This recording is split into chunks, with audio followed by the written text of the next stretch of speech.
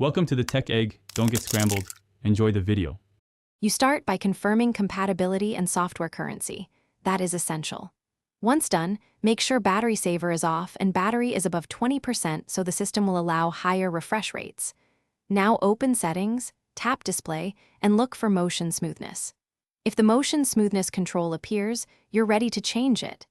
This step prevents wasted effort on phones or builds that cannot run high frame rates, and it ensures the system won't automatically throttle your new setting. You now change the setting itself. In Display, choose Motion Smoothness and select the high refresh rate option. Confirm the change and observe smoother animations. If that option is absent, enable Developer Options by tapping build number 7 times in About Phone, then open Developer Options. Once inside, look for a toggle labeled Force High Refresh Rate or similar and enable it. This instructs the display pipeline to prioritize the maximum supported refresh rate. Make sure to exit developer menus when finished. You finish by rebooting so changes apply cleanly across drivers and apps. After restart, verify the active refresh rate using a Display Info app or the Samsung Diagnostics screen.